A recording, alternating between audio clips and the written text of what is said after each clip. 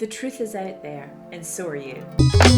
Did you know that Scotland is not just a land of folklore and myth and gingers? It's also a land of UFOs and mysteries and gingers. And we're the talk of the town right now thanks to a Scottish photograph of a UFO. Scottish because it has a tartan frame and it tastes a bit like spiced sheep. I can't promise that I won't roast Scotland from start to finish in this video. It's an easy target, but only I am allowed to diss Scotland, not you. Anyway, this photograph has been called the world's best UFO image, but it's embroiled in mystery. Like, why is it not that clear then? Today I'm exploring the Calvine UFO photos.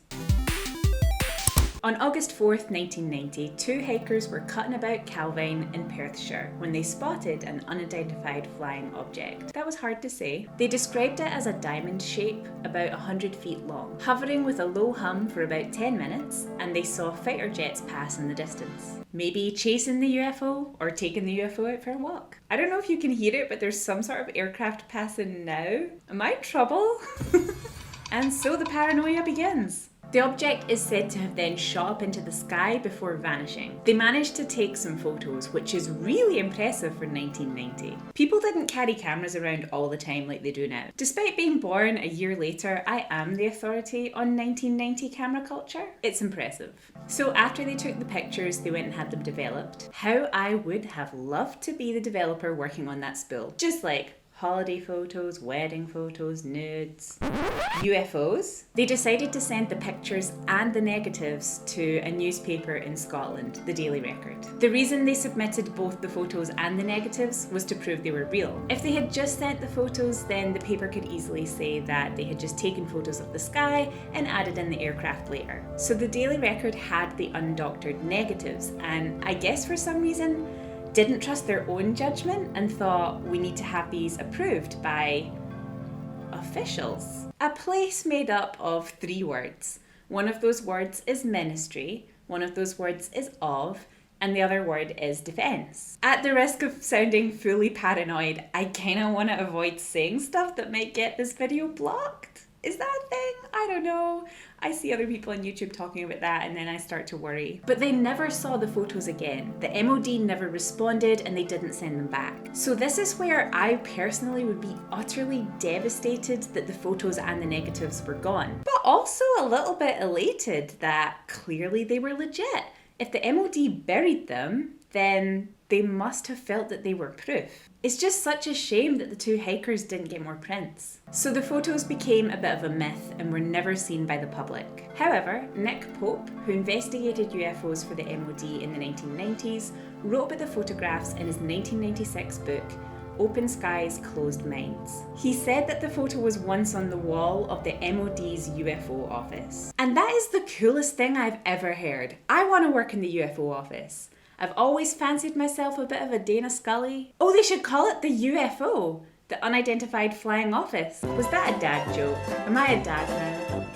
Anyway, Nick also said that the UK asked the US if this was a photograph of an experimental aircraft, namely the Aurora. The Aurora, which has never been confirmed to exist, is suggested to have been a hypersonic spy plane capable of extraordinary speeds. Apparently, this led to a dispute, and the photograph was taken down from the wall and never seen again. The case was due to be declassified in 2020 under a rule where documents are declassified to the public automatically after 30 years from their creation. However, the MOD reclassified the case for another 50 years. The cheek, the nerve, the gall, the audacity, and the gumption.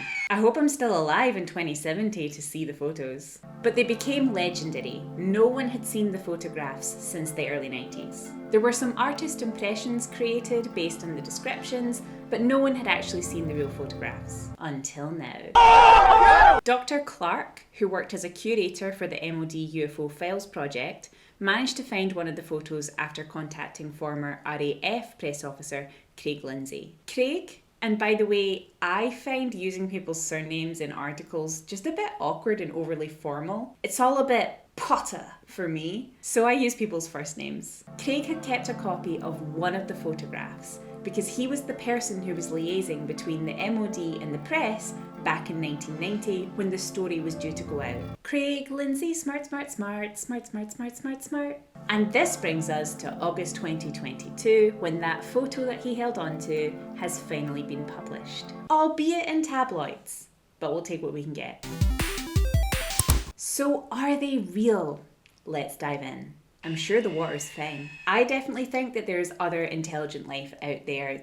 I don't need proof, that just logically makes sense to me. This can't be the only planet given life. So it's not so much about whether it proves the existence of aliens or not, it's more about what are we actually looking at. The photo has been described as the world's best UFO image for its clarity. Blurry photos are a big issue when it comes to identifying UFOs, or UAPs as they're also known.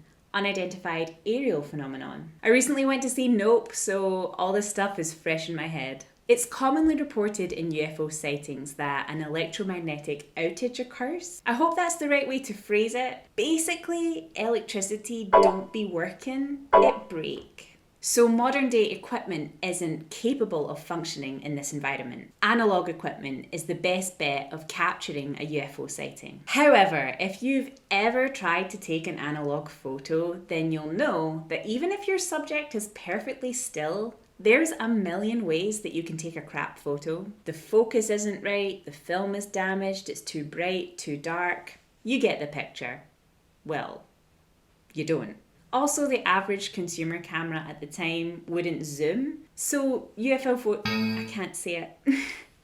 photos are inherently terrible. The Calvine photo isn't bad. It's actually kind of cool, but I do not know what we're looking at. You've got the diamond shape, which gives sci-fi space base, classic UFO Saturn shape with a twist. And seeing the plane in the background gives us a sense of scale. This must have been big. The point of checking the negatives is that you'd be able to tell if this had been painted on or if they'd cut a picture of a UFO out of a magazine and pasted it on top. Not honest, but a fun way to spice up your Scottish holiday photos, because the sky's not going to make them look fun. But what if they were to stage the photo? This would mean arranging this composition using other objects, making them appear to float. You could make a little model aircraft and throw it in the air and take a picture. But again, we know that they were taken on film, so this would be extremely hard to capture. You'd struggle to get one object facing the right way, let alone two. So another option would be to rig them, have them dangling from pieces of string. There's a chance that string would show up in the negatives unless you used something extremely light and thin. But again, you would never get them sitting in the position that you wanted them to. Scotland is an unforgiving, windy, dreich place. I just don't see them hanging anything out there without it blowing away, or twirling, or just not doing what they need it to do. Plus, what would it be hanging from? It doesn't look like there's a very big canopy of trees. The trees and the fence at the front of the photo are really dark, and then the object is quite light, and it's got that two-tone light as well, so I don't think this is a cardboard cutout hanging from a branch above. Could they be drones? I didn't know this until today, but drones have been around for about 100 years in some way, shape or form. And back in the day, they were huge. They would have looked like aircraft. I'm not sure they would have looked like a diamond, but maybe that's the angle. And what of the Aurora theory? Is this an experimental US aircraft being monitored by the MOD? It's plausible to me that they would test out aircraft like this in Scotland. We have a relatively small population, so hardly any Karens to deal with. Also, those in the Highlands were often not taken seriously and used for experiments by the government all the time. And I'm not even talking wild conspiracy things, I'm just talking stuff that the UK government wanted to test out. Shall we try to make a profit from toll bridges? Let's trap the people of Skye on their own island and find out. I think the Aurora theory has some merit. The Aurora is an aircraft believed to be created by the US, but it's kind of mythical. The US denies existence, however, lots of people have reported seeing it, including people in the northeast of Scotland. The object in the picture doesn't really fit the shape description of an Aurora, but it could be another experimental aircraft being taken out for a spin. But regardless of what it is, why is it classified? That's the real question for me. The people in power have done a splendid job over the last however many years people have believed in extraterrestrial life to convince us all that if you believe in it, you're weird. You can't sit with us. And I don't want to get all red pill here, but it's been proven time and time again that if you want to suppress a part of history or a culture, Just ostracise the people who take part in it.